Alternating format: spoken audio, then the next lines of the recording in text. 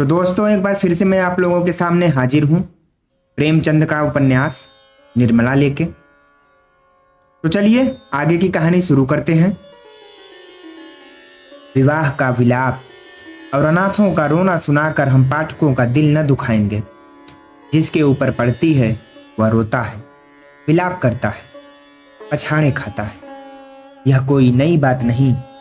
हाँ, अगर आप चाहें तो कल्याणी की उस घोर मानसिक यातना का अनुमान कर सकते हैं जो उसे इस विचार से हो रही थी कि मैं ही अपने प्राणाधार की घातिका हूं। विवाह के जो क्रोध के आवेश में उसके असंतय मुख से निकले थे, अब उसके हृदय को बाणों की भांति छेद रहे थे। अगर पति ने उसकी गोद में कराह कराह कर प्राण त्याग दिए होते तो उसे संतोष होता कि मैंने उनके प्रति अपने कर्तव्य का पालन किया। शोकाकुल हृदय को इससे ज्यादा सांत्वना और किसी बात से नहीं होती। उसे इस विचार से कितना संतोष होता कि मेरे स्वामी मुझसे प्रसन्न गए। अंतिम समय तक उनके हृदय में मेरा प्रेम बना रहा। कल्याणी को यह संतोष न था। वह सोचती थी, हाँ, मेरी 25 बरस की तपस्या निष्फल हो गई। मैं अंत समय अपने प्राणपति के प्रेम से वंचित हो गई।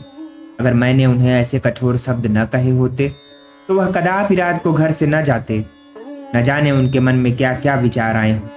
उनके मनोभावों की कल्पना करके और अपने अपराध को बढ़ा बढ़ा कर वह आठों पहर कुड़ती रहती थी। जिन बच्चों पर वह प्राण देती थी अब उनकी सूरत से चिढ़ती। इन्हीं के कारण मुझे अपने स्वामी से रार मोल लेनी पड़ी। यही मेरे शत्रु हैं। जहां आठों पहर कचहरी सी लगी रहती थी वहां अब खाक उड़ती है। वह मेला ही उठ गया। जब खिलाने वाला ही न रहा तो खाने वाले कैसे पड़े रहते। धीरे धीरे 1 महीने के अंदर सभी भांजे भतीजे विदा हो गए।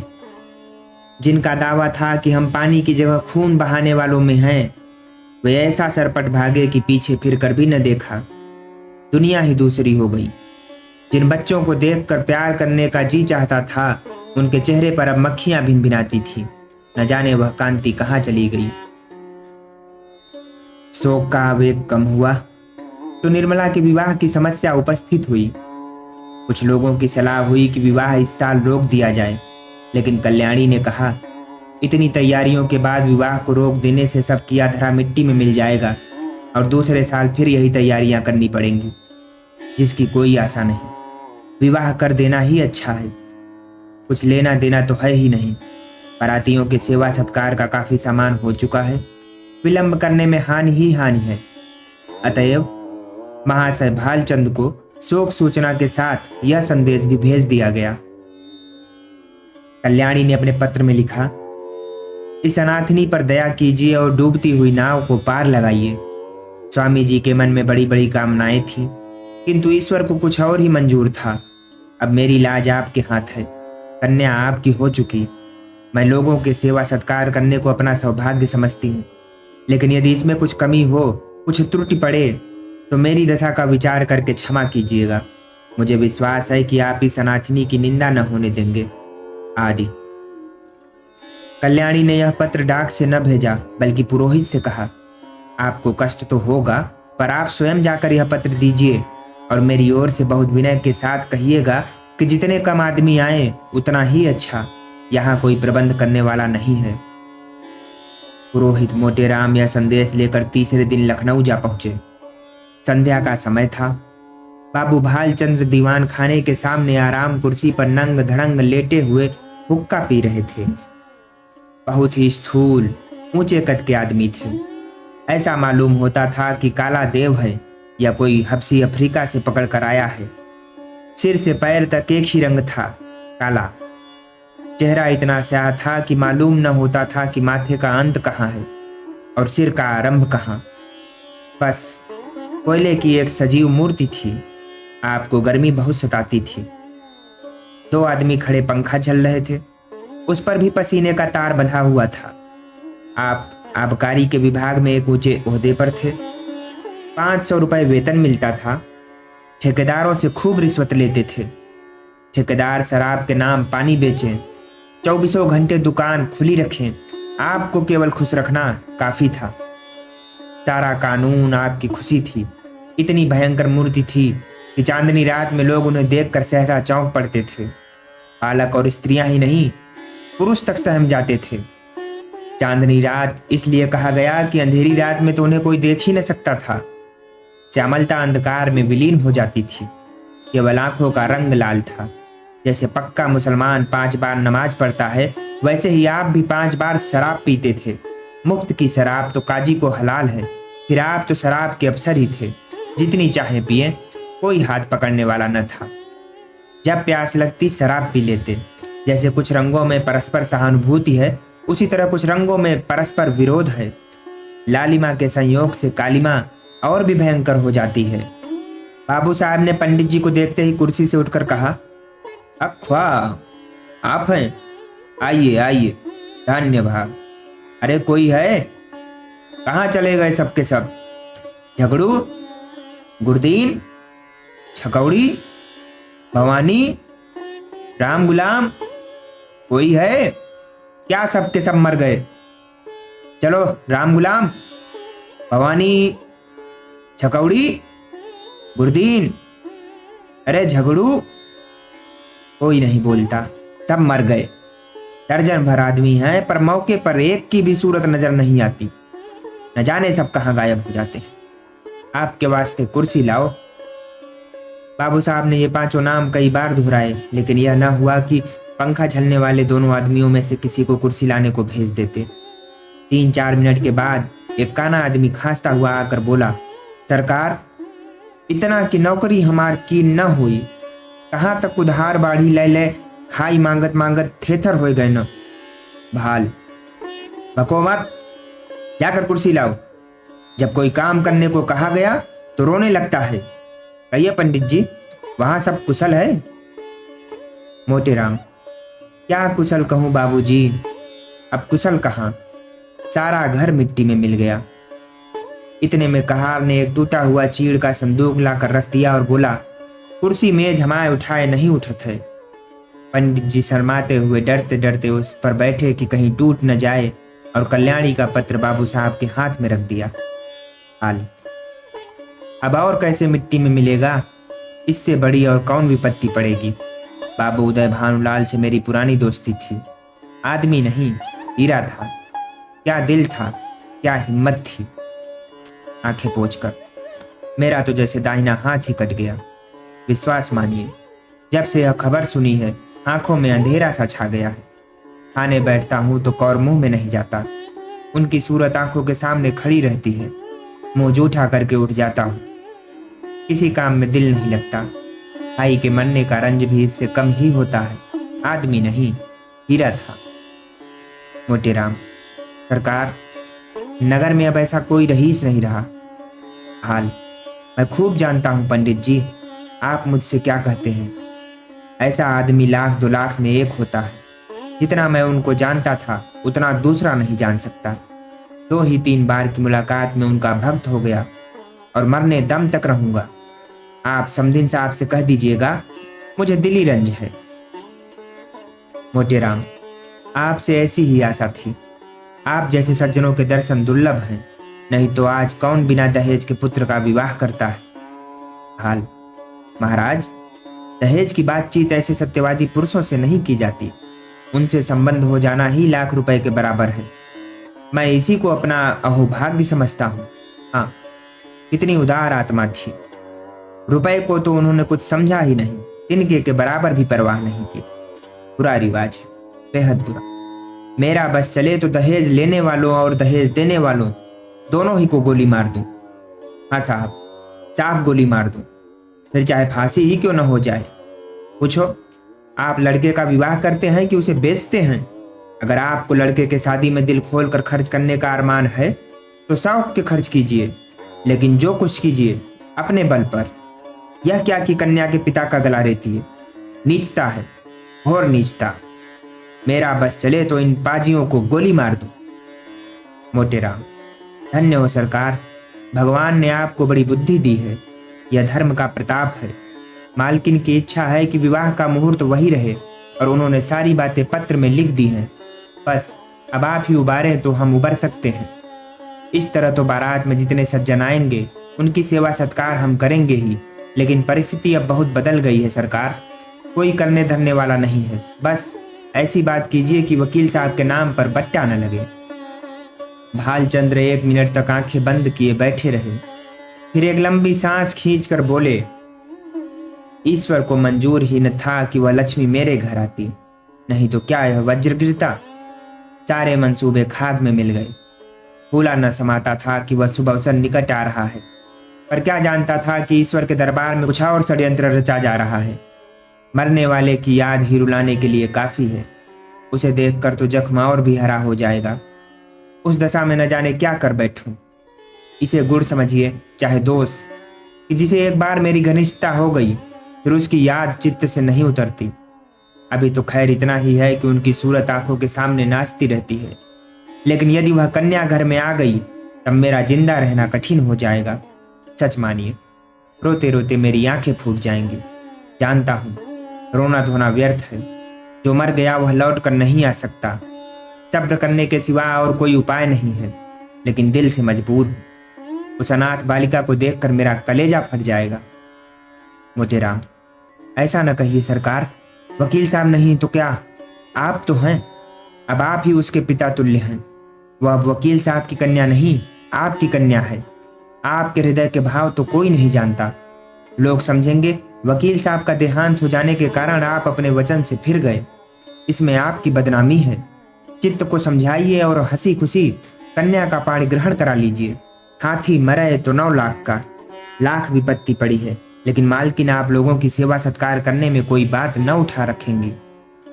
बाबू साहब समझ गए कि पंडित मोतीराम कोरे पोथी के ही पंडित नहीं, वरन व्यवहार नीति में भी चतुर हैं।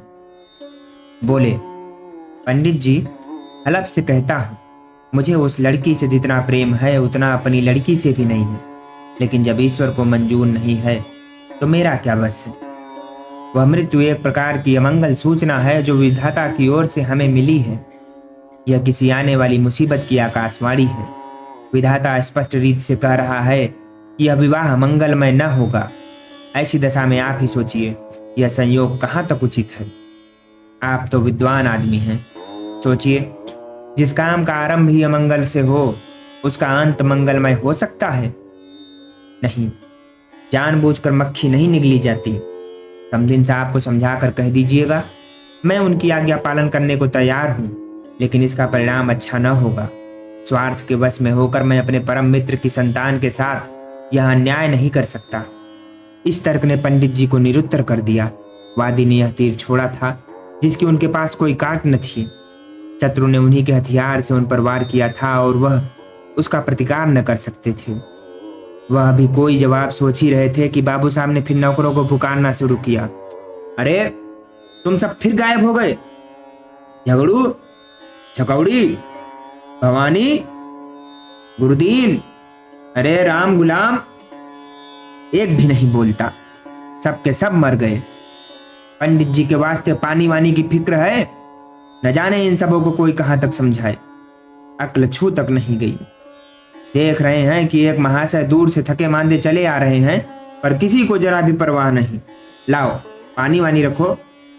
पंडित जी, आपके लिए शरबत बनवाऊं या फलाहारी मिठाई मंगवा दूं? मोतीराम जी मिठाइयों के विषय में किसी तरह का बंधन न स्वीकार करते थे।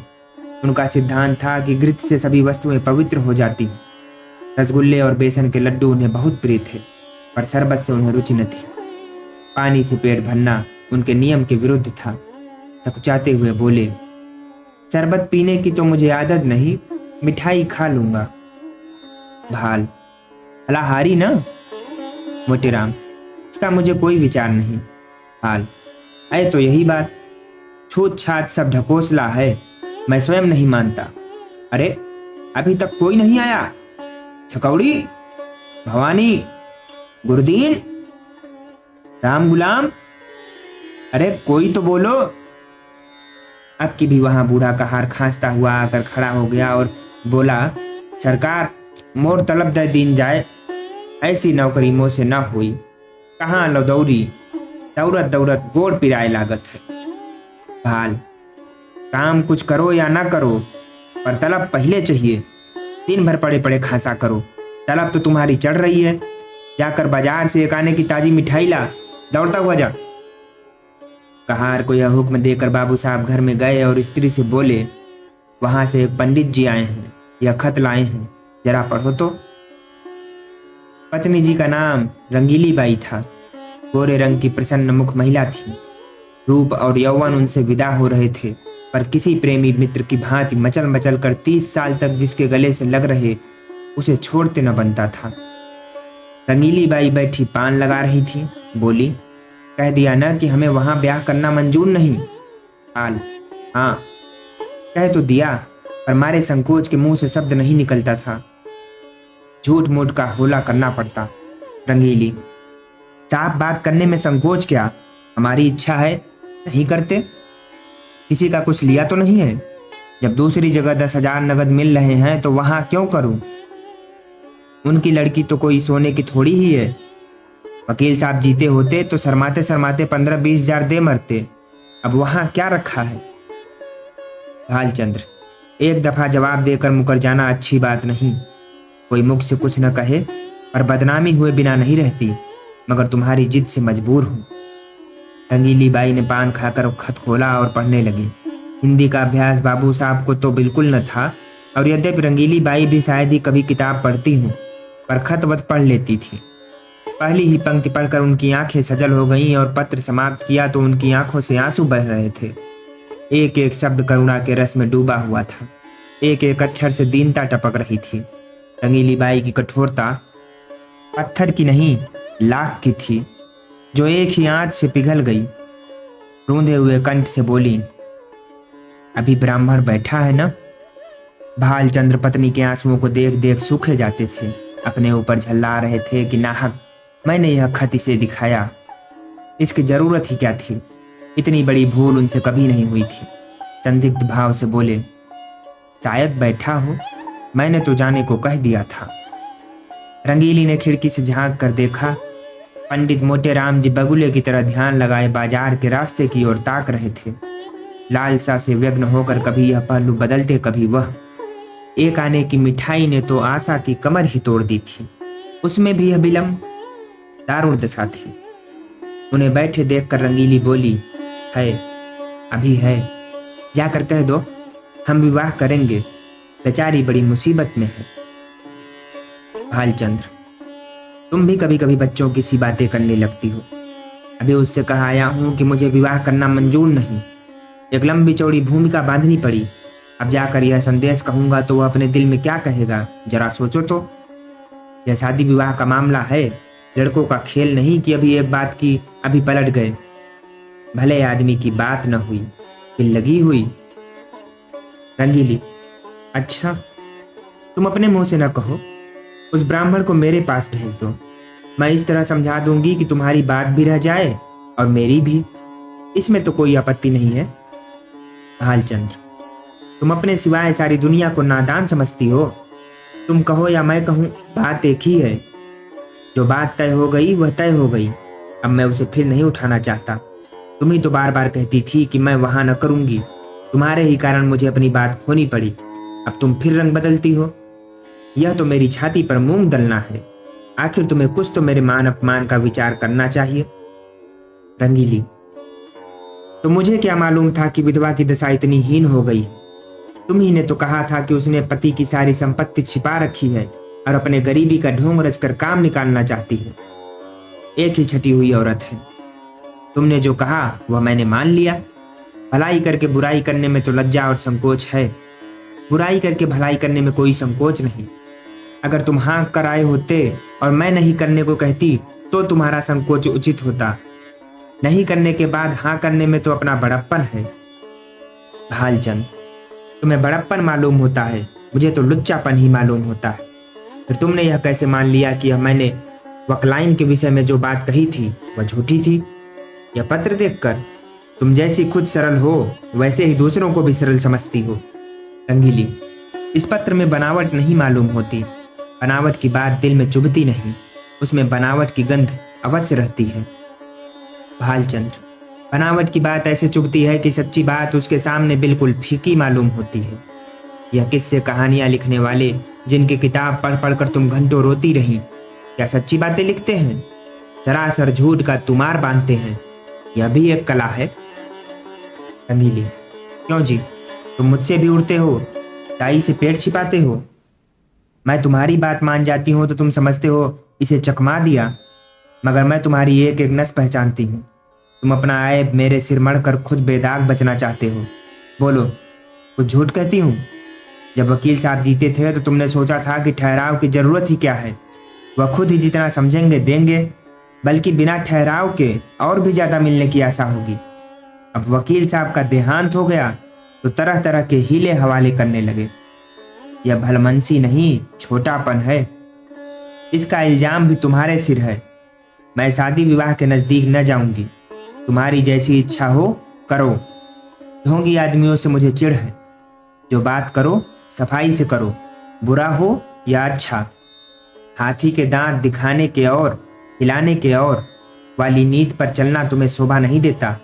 बोलो, अब भी वहां शादी करते हो या नहीं?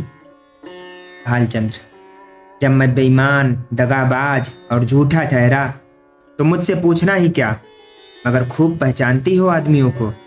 क्या कहना है, क्या कहना है तुम्हारी इस सूझबूझ की? भलैया ले लें? रंगीली, वो बड़े हयादार भी नहीं शर्माते। ईमान से कहो, मैंने बात ताड़ ली कि नहीं? भालचंद्र, अजी जाओ, वह दूसरी औरतें होती हैं जो मर्दों को पहचानती हैं। अब तक मैं यही समझता था कि औरतों की दृष्टि बड़ी सूक्ष्म होती है, पर आज यह विश्वास उठ गया और महात्माओं ने औरतों के विषयों में जो तत्व की बातें कही हैं उनको मानना पड़ा। रंगीली, जरा आईने में अपनी सूरत तो देखाओ। तुम्हें मेरी कसम है, जरा देख लो कितने झेपे हुए हो। भालचंद्र, सच कहना, कितना झेपा हुआ हूं? उतना ही जितना कोई भलमानस चोर चोरी खुल जाने पर झेपता है। भालचंद्र, अच्छी बात है, उसी पर फैसला रहा। रंगीली, जरा इशारा न करना। भालचंद्र, अजी मैं उसकी तरफ ताकूंगा भी नहीं। संयोग से इसी वक्त भुवन मोहन भी आ पहुंचा। ऐसे सुंदर सुडौल बलिष्ठ युवक कॉलेजों में बहुत कम देखने में आते हैं। बिल्कुल मां को पड़ा था। वही गोरा चिट्टा रंग, वही पतले पतले गुलाब की पत्ती के से होंठ, वही चौड़ा माथा, बड़ी बड़ी आंखें, हील डौल बाप का सा था। ऊंचा कोट, व्रिजेंज टाई, बूट, हैट उस पर खूब खिल रहे थे। हाथ में एक स्टिक थी। चाल में जवानी का गुरूर था, आंखों में आत्म गौरव। रंगीली ने कहा, आज बड़ी देर लगाई तुमने। यह देखो, तुम्हारी ससुराल से यह खत आया है। तुम्हारी सास ने लिखा है, साफ साफ बतला तो, अभी सवेरा है, तुम्हें वहां शादी करना मंजूर है या नहीं? भुवन, शादी करनी तो चाहिए अम्मा, पर मैं करूंगा नहीं। रंगीली, क्यों? भुवन, कहीं ऐसी जगह शादी करवाइए कि खूब रुपए मिले, और न सही 1 लाख का डॉल हो। वहां अब क्या रखा है? वकील साहब रहे ही नहीं, बुढ़िया के पास अब क्या होगा? रंगीली, तुम्हें ऐसी बातें मुंह से निकालने में शर्म नहीं आती? भुवन, इसमें शर्म कौन सी बात है? रुपए किसे काटते हैं? 1 लाख रुपए तो लाख जन्म में भी न जमा कर पाऊंगा। इस साल पास भी हो गया तो कम से कम 5 साल तक रुपए की सूरत नजर न आएगी। फिर 100-200 रुपए महीने कमाने लगूंगा। 500-600 तक पहुंचते पहुंचते उम्र के 3 भाग बीत जाएंगे। रुपए जमा करने की नौबत न आएगी। दुनिया का कुछ मजा न उठा सकूंगा। किसी धनी लड़की से शादी हो जाती तो चैन से कटती। मैं ज्यादा नहीं चाहता, बस 1 लाख नगद हो या फिर कोई ऐसी जायदाद वाली बेबा मिले जिसके एक ही लड़की हो। रंगीली, चाहे औरत कैसी ही मिले। भुवन, धन सारे ऐबों को छिपा देगा। मुझे वह गालियां भी सुनाए तो भी चूं न करूं। दुधारू गाय की लाद किसे बुरी मालूम होती है। बाबू साहब ने प्रशंसा सूचक भाव से कहा, हमें उन लोगों के साथ सहानुभूति है और दुख है कि ईश्वर ने उन्हें विपत्ति में डाला, लेकिन बुद्धि से काम लेकर ही कोई निश्चय करना चाहिए। हम कितने फटे हाल हो जाएं, फिर भी अच्छी खासी बारात हो जाएगी। वहां भोजन का ठिकाना नहीं, सिवाय इसके कि लोग हंसे और कोई नतीजा न निकलेगा। रंगीली, तुम बाप पुत एक ही थाली के चट्टे बट्टे हो। दोनों उस गरीब लड़की के ऊपर छुरी फेंकना चाहते। वन, जो गरीब हो उसे गरीबों ही के यहाँ संबंध करना चाहिए, अपनी हैसियत से बढ़कर। रंगीली, चुप भी रह, आया है वहां से हैसियत लेकर।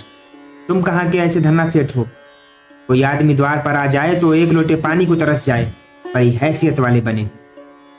यह कहकर रंगीली वहां से उठकर रसोई का प्रबंध करने चली गई। भुवन मोहन मुस्कुराता हुआ अपने कमरे में चला गया और बाबू साहब मूंछों पर ताव देते हुए बाहर आए कि मोटे राम को अंतिम निश्चय सुना दें, पर उनका कहीं पता न था। मोटे राम जी कुछ देर तो कहार की बात देखते रहे। जब उसके आने में बहुत देर हुई तो उनसे बैठा न गया। सोचा यहाँ बैठे बैठे काम न चलेगा, कुछ उद्योग करना चाहिए। भाग्य के भरोसे यहाँ अड़ी बैठे रहे तो भूखों मर जाएंगे। यहाँ तुम्हारी दाल नहीं गलने की। चुपके से लकड़ी उठाई और जिधर कहार गया था उसी तरफ चले। बाजार थोड़ी दूर पर था। एक क्षण में जा पहुंचे। देखा तो बुढ़ा एक हलवाई की दुकान पर बैठा चीलम पी रहा था। उसके देखते ही आपने बेतकुल्लिफी से कहा, अभी कुछ तैयार नहीं है क्या महरा? सरकार वहां बैठे बिगड़ रहे हैं कि जाकर सो गया या कहीं ताड़ी पीने लगा? मैंने कहा, सरकार यह बड़ी बात नहीं, बुढ़ा आदमी है, आते ही आते तो आएगा। बड़े विचित्र जीव हैं, न जाने इनके यहाँ कैसे नौकर टिकते हैं। कहार, मुझे छोड़कर आज तक दूसरा कोई टिका नहीं और न टिकेगा। साल भर से तलब नहीं मिली, किसी को तलब नहीं देते।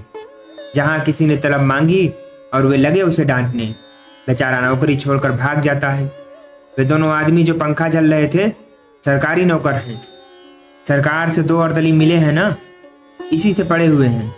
मैं भी सोचता हूँ जैसा तेरा ताना बाना वैसी मेरी भरनी। 10 कट गए हैं, साल 2 साल और इसी तरह कट जाएंगे। मोतीराम, तो तुम ही अकेले हो, नाम तो कई कहारों के लेते हैं। कहार, यह सब इन 2-3 महीनों के अंदर आए और छोड़ छोड़ कर चले गए। यह अपना रोब जमाने को अभी तक उनका नाम जपा करते। कहीं नौकरी दिलवाएगा? चलूं? मोतीराम, अजी बहुत नौकरी हैं। कहार, तो आजकल ढूंढे नहीं मिलते।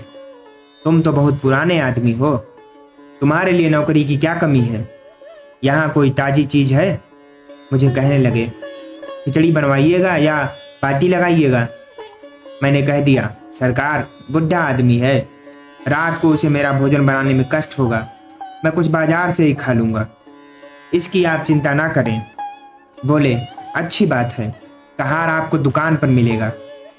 बोलो साची, कुछ तरमाल तैयार है? लड्डू तो ताजे मालूम होते हैं। तौल हैं? तौल दो 1 सेर भर। आ जाऊं वहीं ऊपर ना? यह कहकर मोटेराम जी हलवाई की दुकान पर जा बैठे और तरमाल चखने लगे। खूब छक कर खाया, 2.5-3 सेर चट कर गए। खाते थे और हलवाई की तारीफ करते थे। शाह जी, तुम्हारी दुकान का जैसा नाम सुना था वैसा ही माल पाया। बनारस वाले रसगुल्ले नहीं बना पाते, कलाकंद अच्छी बनाते हैं, पर तुम्हारी उनसे बुरी नहीं। माल डालने से अच्छी चीज नहीं बन जाती, विद्या चाहिए।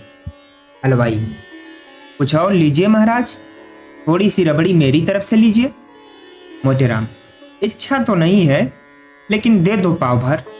हलवाई, पाव भर से क्या कीजिएगा? चीज अच्छी है, आधा सेर तो लीजिए। और 9 बजते बजते मकान पर आए। यहाँ सन्नाटा छाया हुआ था, एक लालटेन जल रही थी।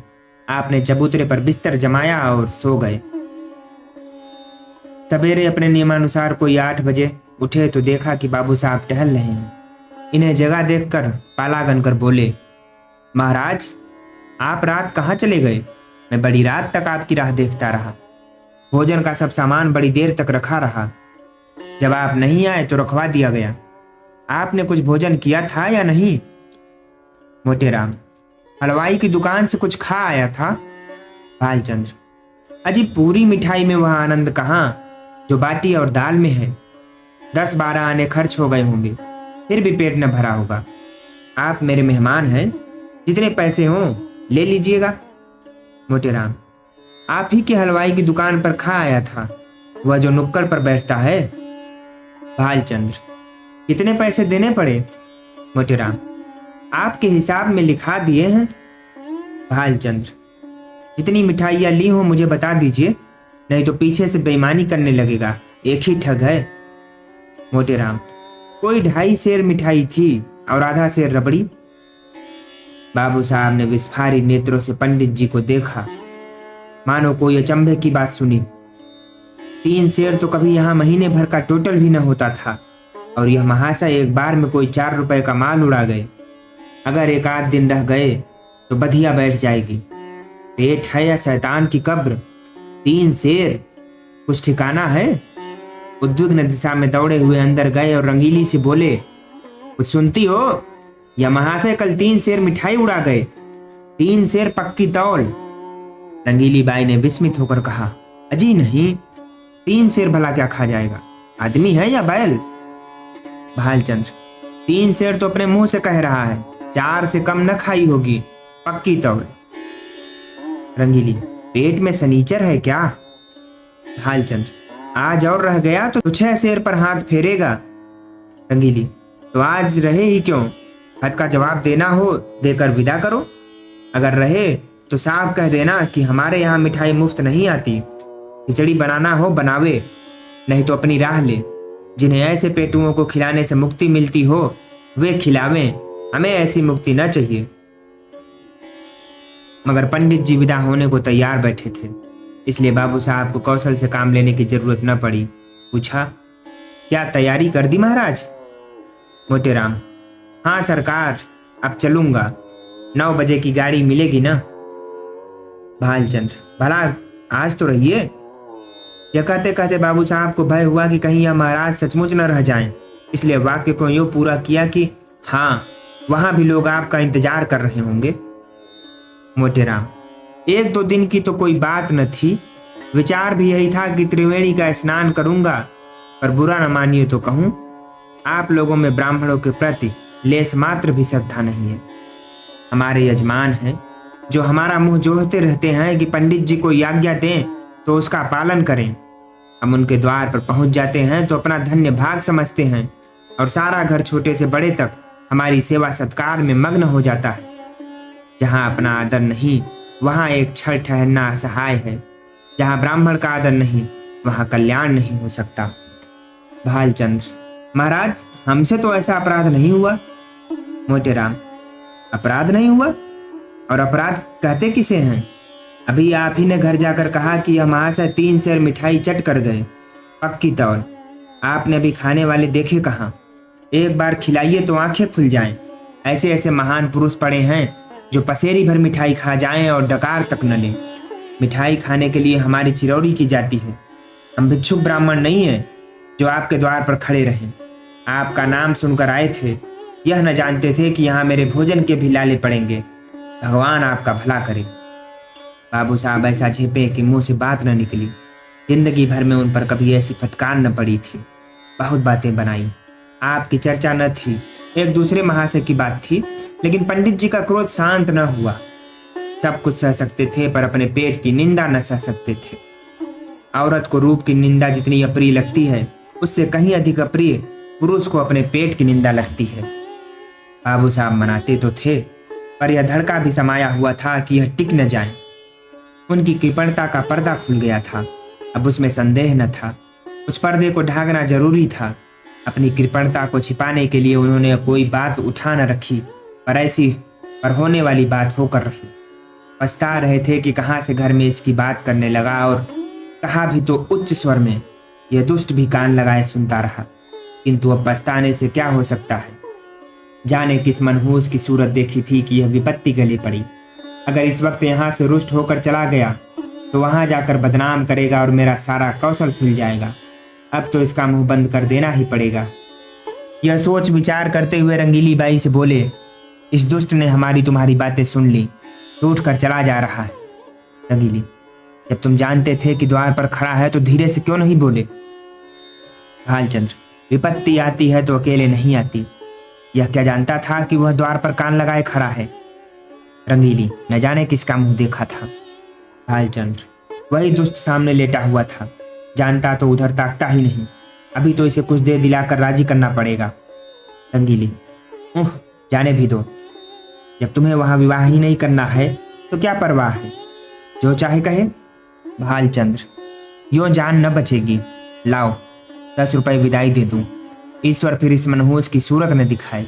रंगीली ने बहुत पछताते पछताते 10 रुपए निकाले और बाबू साहब ने उन्हें ले जाकर पंडित जी के चरणों पर रख दिए। पंडित जी ने दिल में कहा, हद तेरी मक्खी चूस की, ऐसा रगड़ा की याद ही करोगे। तुम समझते हो कि 10 रुपए देकर उसे उल्लू बना लूंगा? इस फेर में न रहना, यहाँ तुम्हारी नस नस पहचानते हैं। रुपए जेब में रख लिए और आशीर्वाद देकर अपनी राह ली।